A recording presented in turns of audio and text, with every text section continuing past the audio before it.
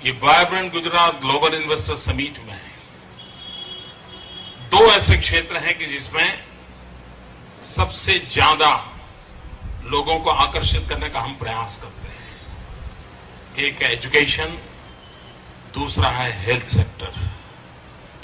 मित्रों, इसी वर्ष जो वाइब्रेंट समिट हुआ था, दुनिया के करीब 43 यूनिवर्सिटीज, वर्ल्ड फेम यूनिवर्सिटीज यहां थी और उन्होंने गुजरात के साथ मिलकर के 21st सेंचुरी के लिए किस प्रकार से ह्यूमन रिसोर्स डेवलपमेंट की आवश्यकता है और किस प्रकार के नए एकेडमिक सिलेबस की आवश्यकता है, उस पर बड़ी गंभीरता से सोचा और 23 से अधिक यूनिवर्सिटीज खास गुजरात की यूनिवर्सिटीज एंड प्राइवेट इंस्टीट्यूशंस ने एमओयू किया है। आप कल्पना कर सकते हैं कैसा एक नए क्षेत्र में हम प्रवेश कर रहे हैं। उसी प्रकार से हेल्थ सेक्टर में भी सर्वाधिक एमओयू हुई है। यानी सिर्फ इंडस्ट्री के लिए नहीं हो रहे, एग्रीकल्चर हो, पानी की व्यवस्था हो, हम विश्व में जो उत्तम व्यवस्थाएं हैं, विश्व में जो उत्तम अनुसंधान है, उन चीजों को गुजरात की धरती पर लाने का प्रयास कर रहे हैं। और उसी का एक हिस्सा है कि 2009 में वाइब्रेंट समिट में जो एमओयू हुआ था, वो काम आज पूर्ण होकर के आपको डेडिकेट किया गया। गुजरात सरकार ने बहुत बड़ी पूंजी लगाई है इसी क्षेत्र में काम करने के लिए और जैसा जयनारायण भाई ने बताया, इससे भी बड़ा इन्वेस्टमेंट है, इससे भी बड़ा इंफ्रास्ट्रक्चर बनाया है। हमने सूरत पसंद किया है। और मित्रों, इस क्षेत्र में जाने का मुझे मन क्यों किया, एक बहुत ही दर्द भरी कथा है उसके पीछे। शायद इतने बड़े भवन में और इतने बड़े मशीन जो अंदर लगे हैं, उसके पीछे जो दर्द है वो शायद किसी को दिखाई नहीं देगा, लेकिन आज अवसर है, मैं आपको बताना चाहता हूं।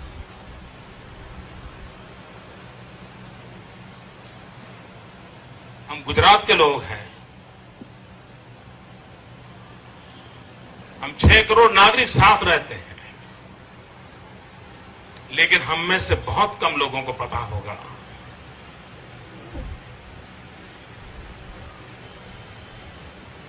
कि हमारे राज्य के ट्राइबल बेल्ट में, उसमें भी साउथ गुजरात का ट्राइबल बेल्ट, डांग, बलसाड़, तापी, नर्मदा, बलसाड़, उमरगांव, इस बेल्ट में ट्राइबल कम्युनिटी में जेनेटिकली सिकल सेल की एक बड़ी भयंकर बीमारी है। दुनिया एचआईवी से तो कांपती है, उसको पता है कि कितना भयंकर है, लेकिन लोगों को मालूम नहीं है सिकल सेल कितना भयानक, उस पीड़ादायक दर्द होता है। मैं बड़े दुख के साथ कहना चाहता हूं, अनेक सरकारें गुजरात में आके गई। ये सिकल सेल मेरी सरकार आने के बाद नहीं आया है।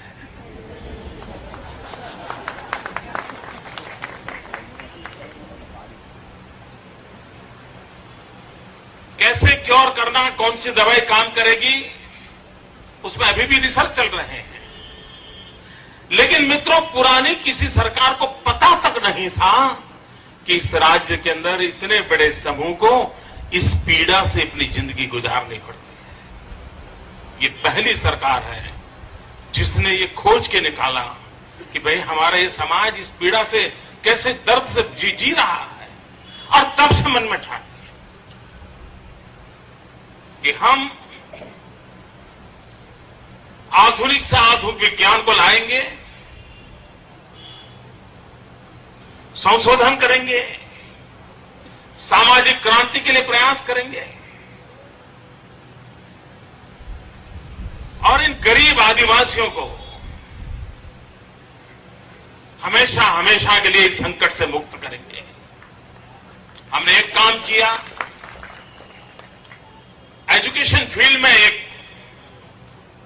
ये ट्राइबल बेल्ट के जो सिकल सेल फैमिलीज हैं, उनके बच्चों का मेडिकल टेस्ट पहले ही कर लेते हैं।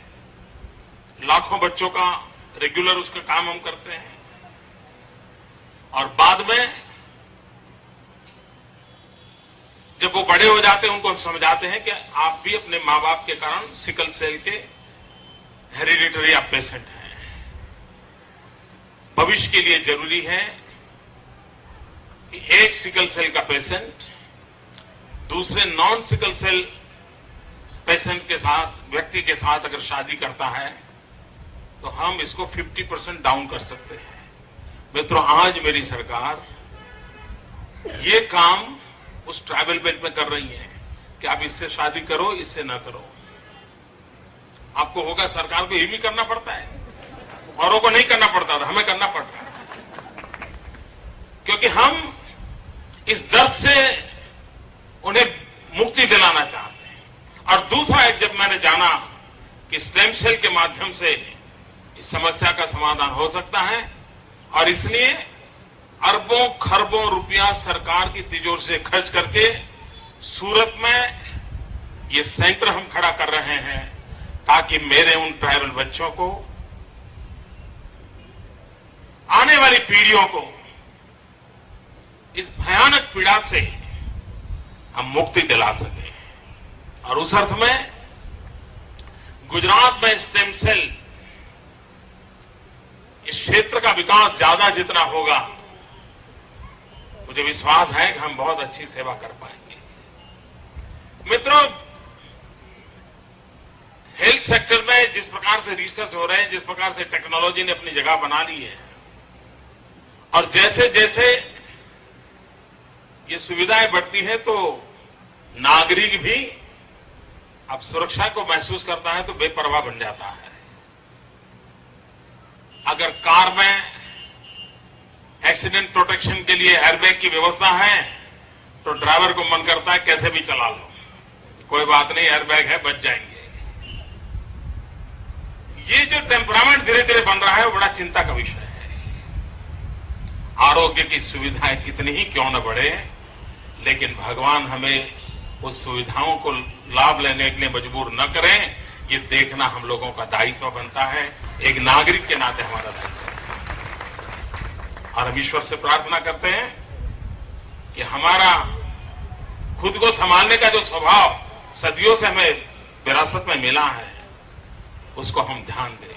मित्रों, एक मैं चाहता हूं स्टेम सेल के माध्यम से एक काम अगर हम रिसर्च करके करें, युद्ध के अंदर या आतंकवादियों के हाथों से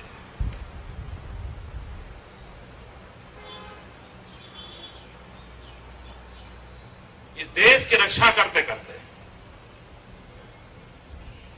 या सामान्य नागरिकों को सुरक्षा देने के लिए जो बम ब्लास्ट का शिकार हुआ हो, आतंकवादियों की या दुश्मनों की गोलियों का शिकार हुआ हो और उसने अपना कोई अंग खो दिया हो, सेवियर के मित्र सपना संजोए कि हम देश में